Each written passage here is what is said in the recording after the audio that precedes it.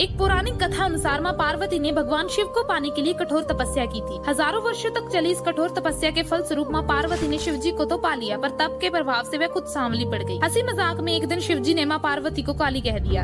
ये बात माँ पार्वती को इतनी बुरी लग गई कि उन्होंने कैलाश त्याग दिया और जंगल में जाकर तप करने लगी। उनकी इस कठिन तपस्या के दौरान वहाँ एक भूखा शेर उनका शिकार करने के इरादे से आ गया, लेकिन तपस्या में लीन माँ पार्वती को देखकर वह शेर चमत्कारिक रूप से वहीं रुक गया और माँ पार्वती के सामने बैठ गया। माँ पार्वती ने तो जिद ही पकड़ ली थी कि जब तक वह गौरी नहीं हो जाएंगी तब तक तप करती रहेंगी। शेर भी भूखा प्यासा उनके सामने बरसों तक बैठा रहा। अंत में शिव जी प्रकट हुए और माँ पार्वती को गौरी होने का वरदान दिया। इसके बाद माँ पार्वती गंगा स्नान करने गई, तब उनके अंदर से एक और देवी प्रकट हुई और माँ पार्वती गौरी बन गई और उनका नाम इसीलिए गौरी पड़ा। जब माँ पार्वती वापस लौट रही थी तो उन्होंने देखा कि वहाँ एक शेर बैठा है जो उन्हें देखे जा रहा है। फिर माँ पार्वती को आभास हुआ कि वह शेर तो तपस्या के दौरान भी उनके साथ ही वहीं पर बैठा था, और तब माँ पार्वती ने उस शेर को आशीर्वाद देकर अपना वाहन बना लिया।